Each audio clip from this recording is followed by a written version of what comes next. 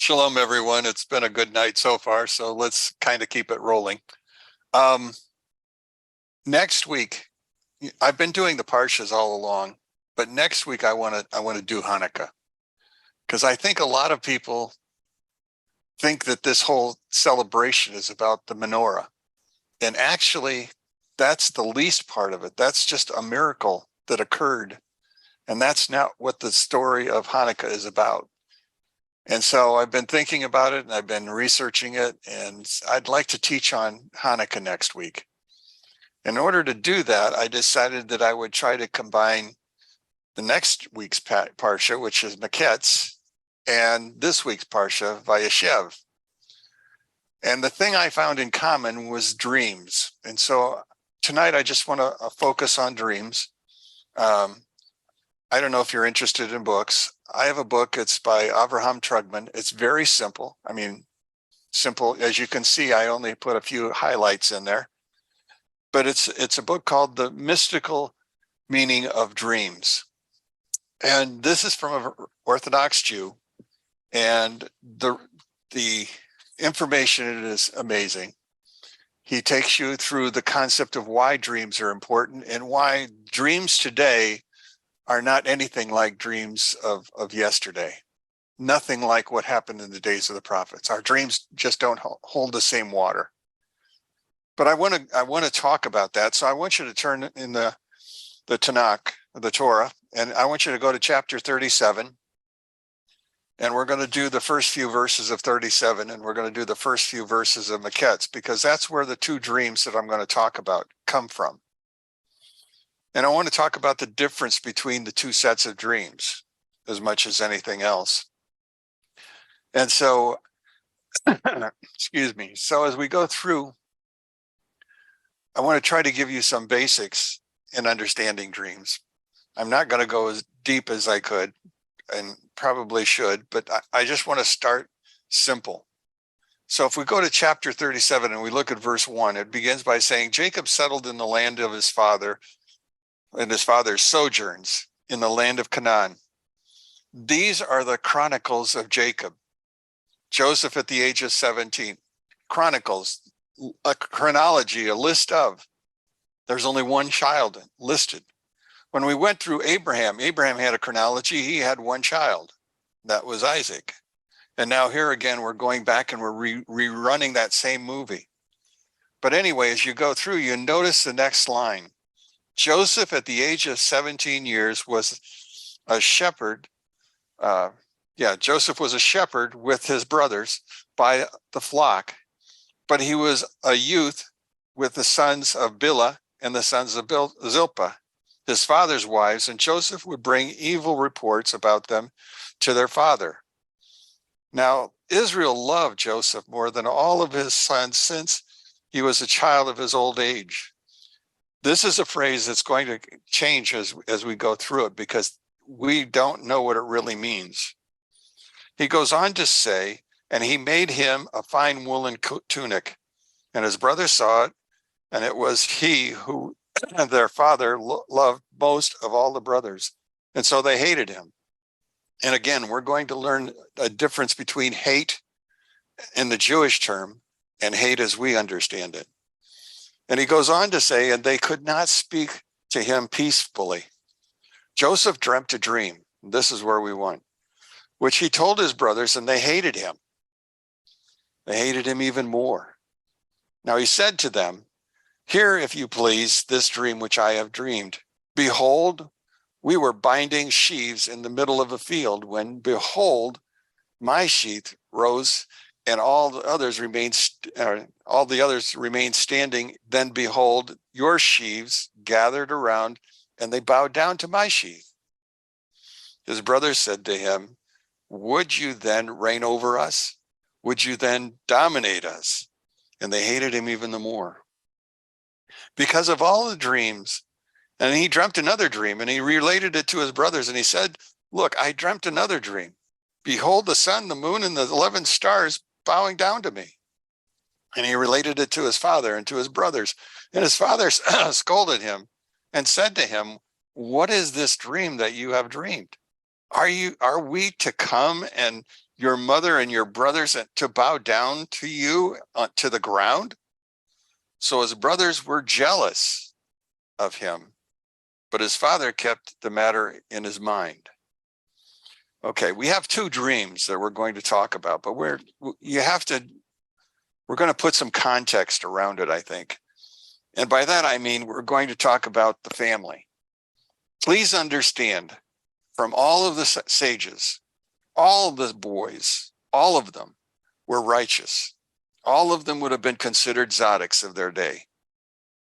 But even so, even among tzaddiks, there's oftentimes differences.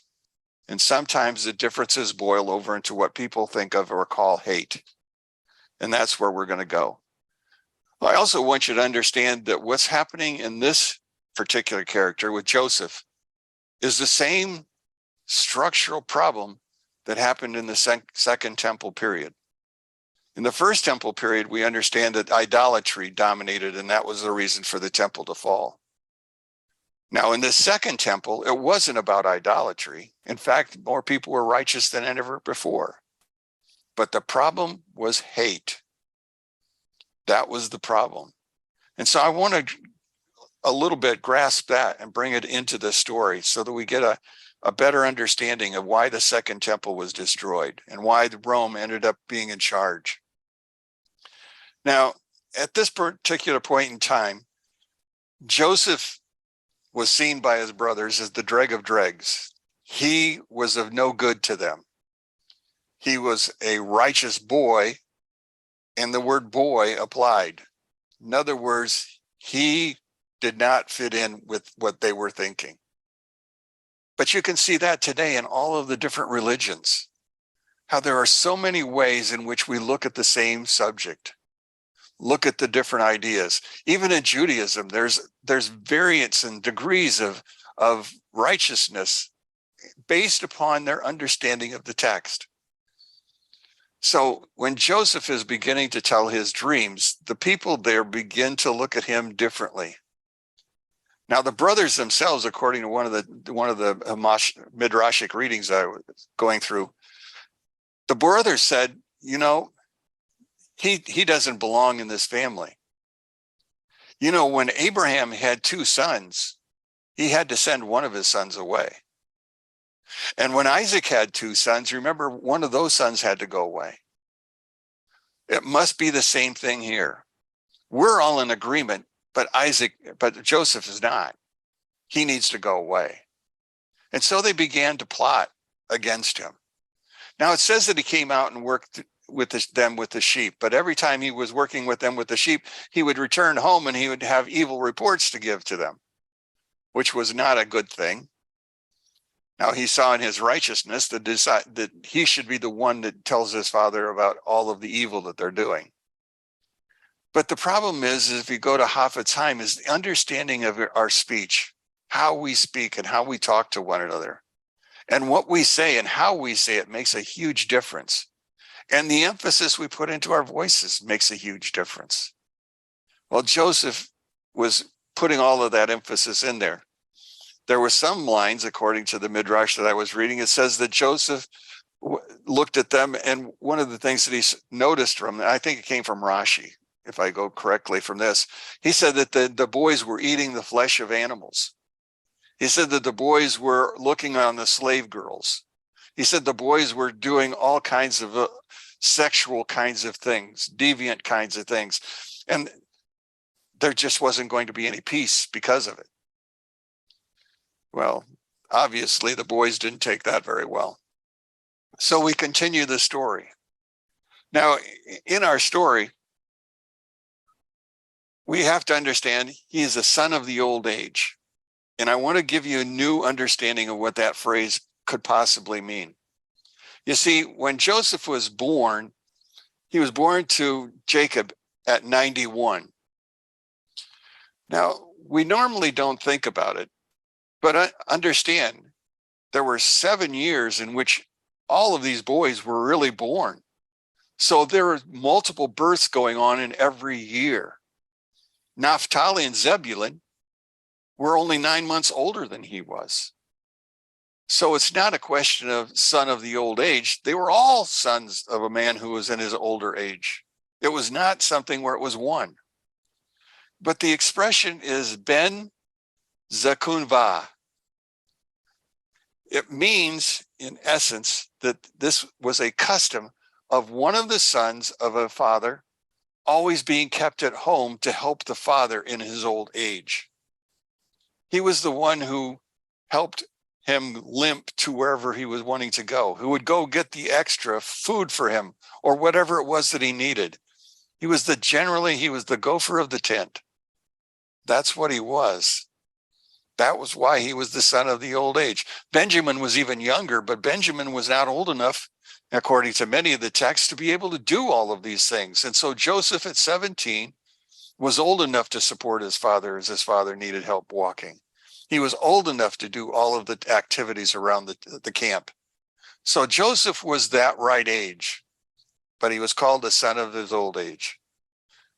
Now, if we go back to the text, I want you to look at a particular word in this particular case. And the word that I want you to look at is peace.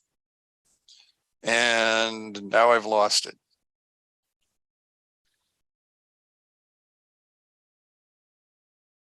Well, that took care of that.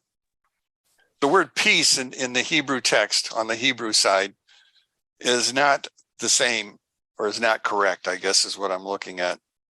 You see that the word shalom, which is the word for peace, is spelled shin, lamed, yud, or vav, and mem. But in the text, peace is misspelled, telling us a little bit about the kind of peace that was in the house. Imagine everyone in the house is righteous, and yet there was no peace. There was no peace. Things were not going in the right direction. Now, as we're looking at this, Joseph is going to have the advantage over his brothers. Just like a minister or a rabbi has advantage over his congregation. You see, I was a school teacher, a principal for 43 years. I didn't have time to study, not like I wanted to. His brothers spent more time in the fields. Certainly they could meditate, certainly they could reflect, but who was at the tent with the teacher? Day after day after day after day. It was Joseph. Joseph and Jacob had created a language between themselves that was far different than the language for the others. In fact, Jacob was so appreciative of that language. Remember what he did? He gave him a coat of many colors, as we say it, a tunic, something special, a reward for doing what he was doing. And Jacob and Joseph had a bond that was very, very different. We know that all of the Abraham, Isaac, and Jacob, all of them were prophets. And we'll see the prophecy at the end in chapter 48 and 49 and 50. But at this particular point in time, I want us to understand the fact that a prophet is one who studies, who meditates, and who prays. And it's for long periods of time.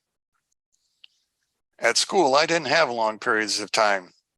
In fact, there were many days that I ate lunch when a kid handed me an apple and I could stand in the line and keep track of what's going on and go outside on recess and come back in.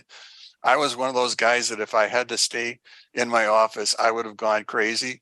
Plus the fact that I had 55 students lined up at my door every hour on the hour being sent to me. This way I knew them, they knew me. Life was good. Discipline was limited. Well, Joseph and Jacob had this relationship that was far superior. But in having that relationship, a prophet has multiple ways of receiving a prophetic message. The message that he received came twice, and it was something that he needed to say to somebody. And so he said it to his brothers, which made them all the more angry with him, because it sounded like what he was doing was putting them down and building himself up. And so there became a hatred, but not in the way that we would think of. Yes, they probably wanted to kill him. I remember there were days when I wanted to kill my sister. I did. She's still alive, but life is still going on. But at the same point in time, we do have those times when we don't like each other, for lack of a better term. Fortunately, my wife likes me, so therefore I don't have to spend too many days thinking about all of the hate that could possibly be coming. Right. But anyway, so one of the parts of a prophet are dreams. But understand that what I'm talking about came when there was no television. There was no technology. There was none of those things. In fact, by the middle of the Second Temple period, there were no longer prophets. They were gone. Malachi, Ezra, those were the last of the prophets. That seems rather strange. We think prophets continue on. In fact, I was in church when one gal came up to me and asked me, she says, you know, I'm a prophetess. Don't you know that? And I said, you are? And she says, yeah. Do you want to know how I know? And I said, well, not really. But I said, are you willing to take the test of a prophet? And she said, well, what's that? And I says, well, if you tell us a prophetic message and you're wrong, they poured lead down your throat. And that's how they took care of it. And she said, oh, no, my goodness, I wouldn't want to do that. And I said, well, understand that there was a different level of prophecy back then than there is today. And I want you to hear that. So anyway, she never asked me again to tell me any of her prophetic messages, but the understanding was she now understood what I knew already. Prophecy was an ancient practice. Dreaming was one of the ways that it happened, through dreams. Joseph will have two dreams in our message today. Those two dreams become very, very significant as we go through this whole thing. As we're looking at it, obviously Joseph is oblivious to other people. He is of no earthly good at the point in time in which these things are happening. He's insensitive to his audience. But at the same point in time, he wanted to get his message out and he wanted it to be as clean as possible. And so he began his message very simply. Sheaves. Out in the field, bundling sheaves. All of our sheaves stood up, but yours moved towards mine and bent over, bowed to me. That was it. Very simple. Everybody there understood the message that there would come some point in time. But remember, how did the brothers recognize? You mean we're going to bow down to you? I can imagine an caustic conversation going back and forth between the two. But you see, the same kind of conversation could go on between two rabbis today. And both could be right. See, we live in this world where we think there's only one right answer. And the answer is no, there's not. If God can have 70 names, we can have 70 ways of understanding that same phrase. And all of them could be right on some level. And so he gave his message. His message was loud and clear. They heard it. They understood it. They didn't like it. But the message was clear. Then he had another message. And this time, not only did the 11 bow, now they were called stars, signs of the zodiac, Mazel. And the sun and the moon also bowed. Now everybody says, well, that can't possibly be because the moon is his mother, Rachel, and Rachel was dead. But the rabbis understood that he was talking about Bilhah, Rachel's concubine. They all bowed down to him. And you notice Dad kind of interrupts it. He's not totally critical, but he puts it in his memory and holds it. That was his dreams. In our generation, we're called the Yared Toledot, the descending of generations. We think we're getting smarter, when in actuality, We gain nothing over the original generations. Those generations back then had a great deal of intelligence that we couldn't possibly understand. We just have it in a different form. You see, all the way through, every generation has to have things that will cause them to either go towards good or go towards evil. We all have to have choice.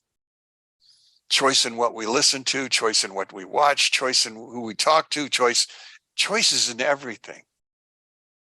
And in the days in which Moses lived, and remember all the miracles that occurred when Moses was around aren't occurring today. We don't have that massive, I haven't seen a water split in a long time. In fact, I don't think I've ever seen the water split.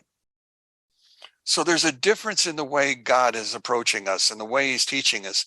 And so when we begin to look at ourselves, we're looking at something that's quite different.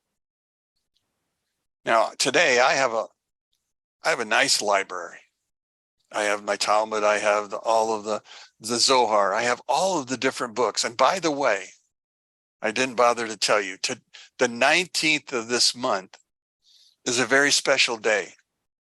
The 19th of this month is the day that a man named Shneur Zalman was released from prison. Shneur Zalman is the leader or the founder of what we would call Chabad.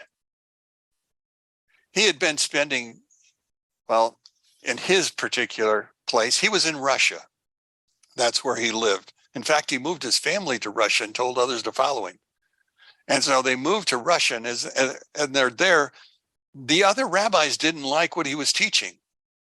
You see, he was teaching that we should all be available to learn all of the Torah, not just the oral, or not just the written, and not just the plain text. He wanted us to learn everything we wanted to learn. Quite a renovator, because in those days, everybody who was scholarly, they were the elite, and they kept it among themselves. But he said that's not the way it should be. We should be spreading it to everyone. And I think it's because of Shneur Zalman that I was able to be able to learn some of the Zohar, to learn the Kabbalistic material. Because I know that there are still rabbis that are teaching that Gentiles should never learn any of this. That's just for Jews. But I understand in my heart that God has opened the Bible to us. He opened it to me quite differently after 50 some years of age, when he began to teach me that the Old Testament was more relevant than the New. And that's where I spent my time. And I began to gain so much ground. And then I was fortunate, I got to retire. And now I get more time to study, more time to babble on like I'm doing right now. That's the important thing. Now, in our story then, we now go to a second story, and I want you to turn over to chapter 40, or 41, I think it is. Yeah, 41. And we're now talking about Maketz. We're now moving into the second Torah, it is chapter 40. Chapter 40, verse 1. Or 41, 1. It begins, it happened. Hopefully you're with me. So it happened at the end of 2 years to the day Pharaoh was dreaming. So what have I skipped? I've skipped the time in which Joseph was taken prisoner, thrown into a pit, left the pit, now has been hauled by the Midianites down, became a servant of Potiphar. Potiphar's wife tried to seduce him. After that whole seduction situation, he was thrown into prison. He saw 2 more dreams there. And in doing those 2 dreams, one of the things that happened was one of the characters died, one of the characters was liberated, and he was foolish enough to ask him, please remember me when you get out to the Pharaoh. And he spent another 2 years there. So our story goes on. Pharaoh was dreaming that, behold, he was standing over the river being the Nile. And behold, out of the river there emerged 7 cows of beautiful appearance, robust flesh, and they were grazing in the marshlands. Then behold, 7 other cows emerged after them out of the river, of ugly appearance and gaunt flesh, and they stood next to the cows on the bank of the river. The cows of ugly appearance and the gaunt flesh ate the 7 cows that were beautiful. Pharaoh awakens from his dream. Pharaoh had a second dream. And behold, 7 ears of grain were sprouting on a single stalk, healthy and good. And behold, 7 ears, thin and scorched by the east wind, were growing after them. Then the 7 thin ears swallowed up the 7 healthy ears, and Pharaoh awoke, and behold, it had been a dream. Now, I want to tell you that this dream that we're looking at now is a Gentile dream. And the dream that we looked at before was a Jewish dream. And I come by that very easily. Pharaoh's a Gentile.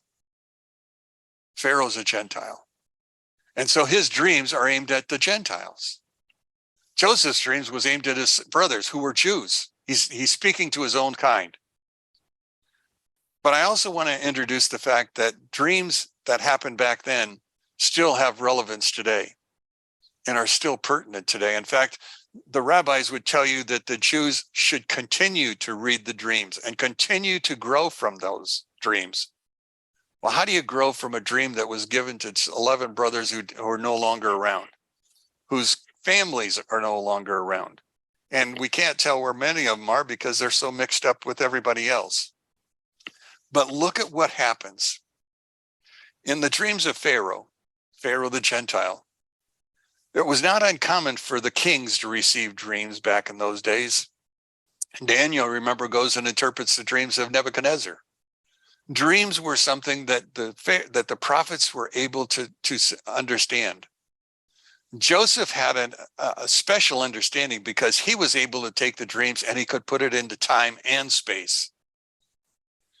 So here, let's go back to Pharaoh's dreams first, and then we'll go back to the other. Notice what he's dreaming about. The first thing he dreams about are cows. The second thing he dreams about are corn. They both have one thing in common. They're low-level things. And if you look at it closely, Pharaoh has nothing to do with the corn that's healthy, nor the corn that's weak. He has nothing to do with the healthy cows or the sick cows. You see, Pharaoh, like most Gentiles,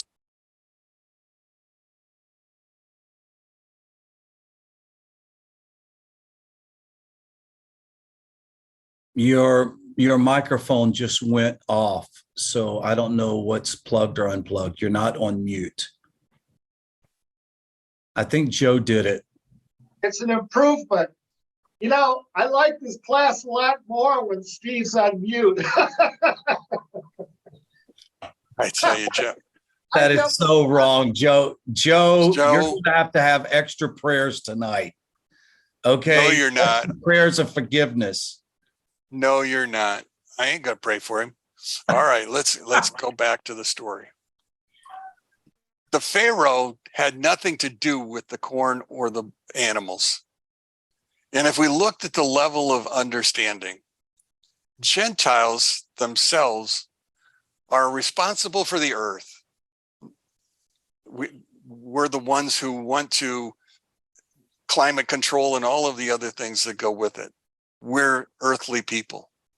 Jews, on the other hand, are not earthly people. They're spiritual people. We Gentiles who begin to follow the Jewish understanding begin to move from this earthly sect that just works. But you look at the Jew and notice what happened. In that Jewish story, they were out binding sheaves. They were working. Not only were they working, but there was a product at the end. And the product at the end began to bow to them. Now, the second set of prayers or bowings came from the heavenly places. Do you remember the one word I told you that was misspelled? Shalom. Shalom was missing the Vav, a tall letter that goes from the earth, where the sheaves are, to the stars, the spiritual world.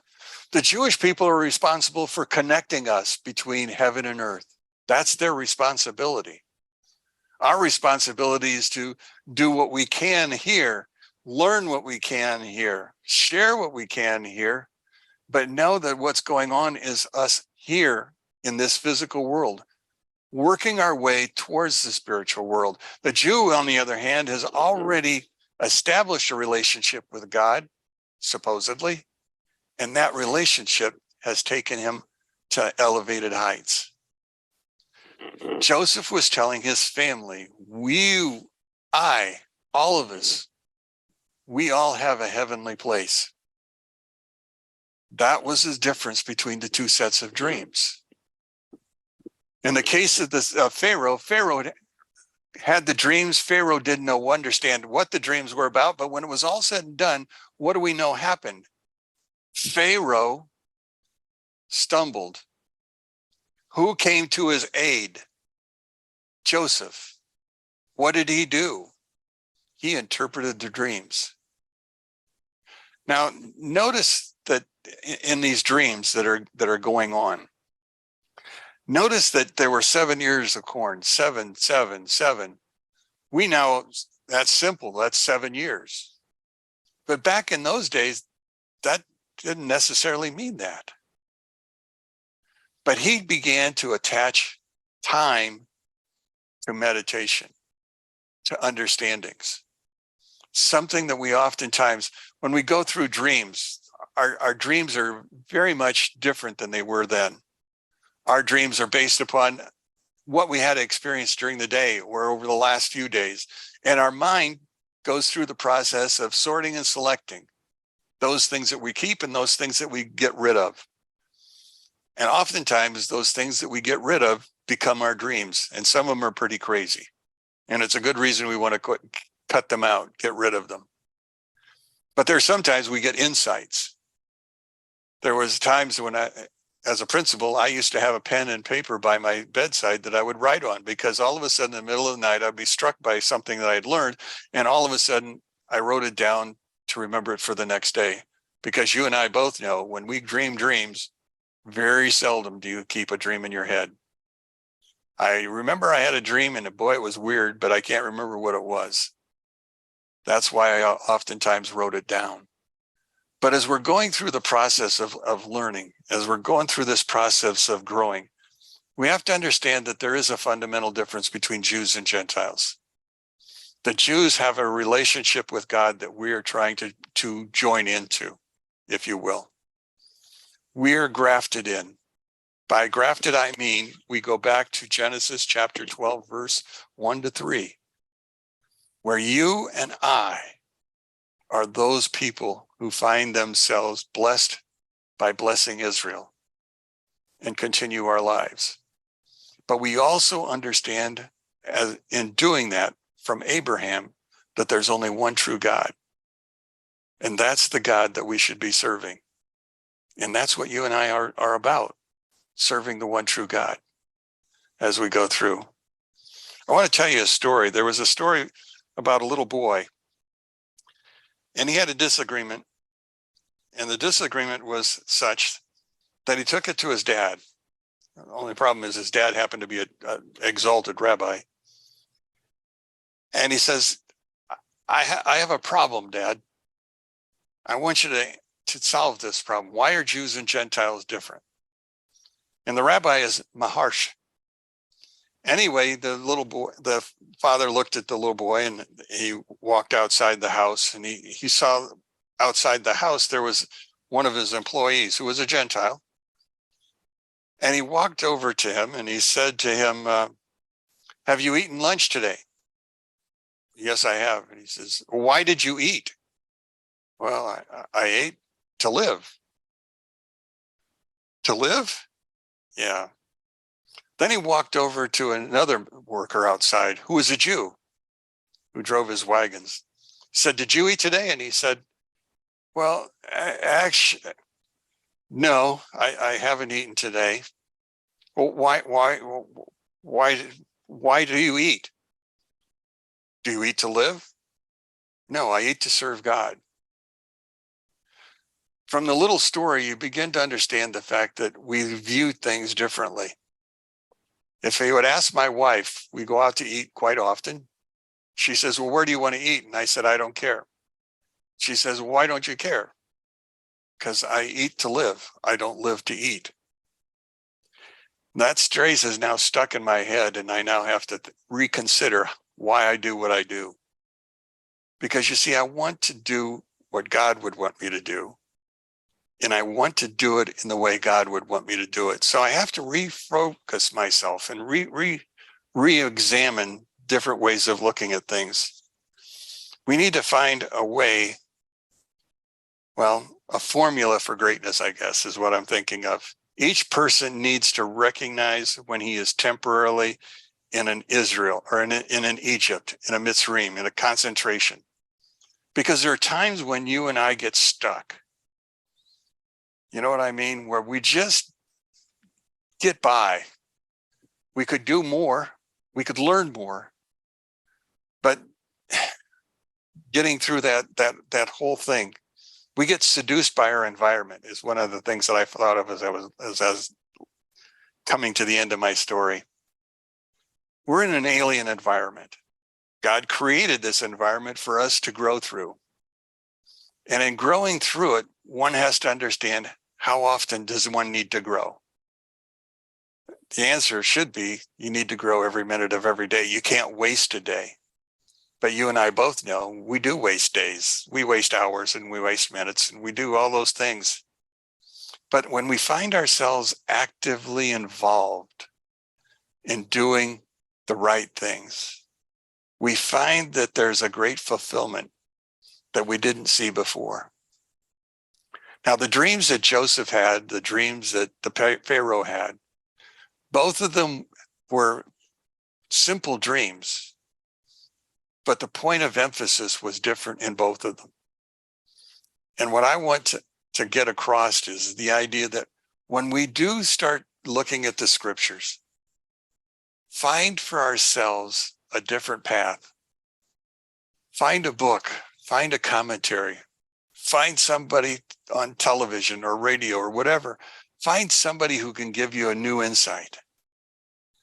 Constantly seek to grow, to change. I've talked long enough. I've talked for 45 minutes, so I guess it's time to say adios, or does anybody have any thoughts that they'd like to share?